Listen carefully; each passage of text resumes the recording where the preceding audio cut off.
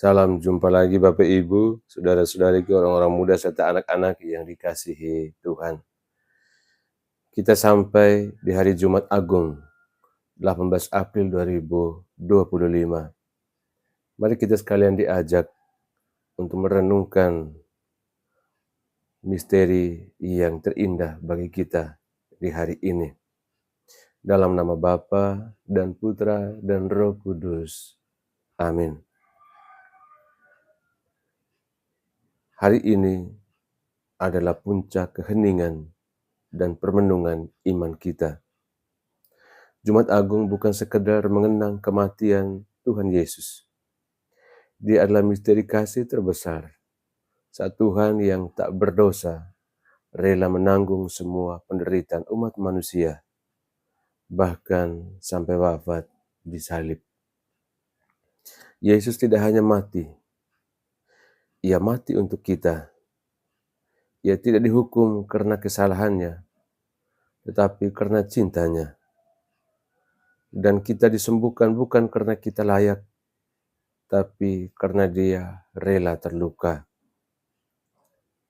Nabi Yesaya menggambarkan Yesus jauh sebelum Ia lahir sebagai hamba Tuhan yang menderita. Tubuhnya penuh bilur, wajahnya tidak bercahaya. Namun, justru oleh bilur-bilurnya kita menjadi sembuh. Yesus tidak menolak penderitaan, sebab dalam penderitaannya ada penghiburan bagi yang luka. Dalam salibnya ada pengharapan bagi yang putus asa.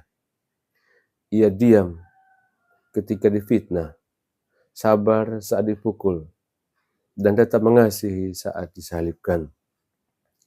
Kemudian, saudara-saudariku, Bapak Ibu, orang-orang muda, umat beriman, serta anak-anak yang dikasihi Tuhan. Surat kepada orang Ibrani menegaskan bahwa Yesus adalah imam besar, bukan yang berjubah emas, tetapi yang pernah menangis dan menderita seperti kita. Dikatakan demikian. Ia turut merasakan kelemahan-kelemahan kita. Yesus tidak menjaga jarak dari kesakitan kita. Ia masuk ke dalam luka manusia dan menebusnya dari dalam. Bahkan ketika ditinggalkan, disiksa dan ditolak, Ia tidak membalas, tapi tetap menyerahkan dirinya dengan taat. Selanjutnya kisah sengsara dalam Injil Yohanes bukan sekadar kronologi penderitaan. Ia adalah kisah kasih tanpa batas. Yesus menyerahkan dirinya secara sadar, bukan sebagai korban pasif, tetapi sebagai raja yang memerintah dari salib. Di tengah penderitaannya, Ia masih mengampuni, menyatukan Maria dan Yohanes, dan menyelesaikan misinya. Lalu katakan, sudah selesai. Kata itu bukan akhir, itu adalah puncak kemenangan kasih. Saudara-saudariku, Bapak Ibu, orang-orang muda, serta anak-anak yang dikasihi Tuhan. Kita boleh mengambil maknanya buat kita. Yang pertama, salib adalah jalan kasih, bukan kegagalan. Di balik penderitaan Kristus tersimpan harapan untuk dunia yang terluka. Kedua, luka kita pun bisa menjadi jalan kasih. Bila kita bersatu dalam penderitaan dengan Yesus, luka kita bisa menjadi berkat bagi orang lain. Dan yang ketiga, Jumat Agung mengajak kita untuk diam, merenung, dan menyembah. Kita tidak datang untuk menangis berlebihan, tetapi untuk belajar mencintai seperti Yesus mencintai sampai akhir. Dan kita berdoa, Tuhan Yesus yang disalibkan, Engkau terluka agar kami sembuh. Engkau diam agar kami belajar bersabar. Engkau wafat agar kami hidup.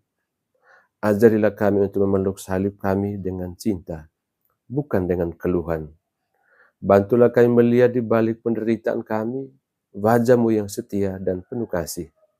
Semoga oleh bilur-bilur-Mu, luka hati kami pun menjadi sumber harapan bagi sesama kami. Amin. Tuhan bersamamu.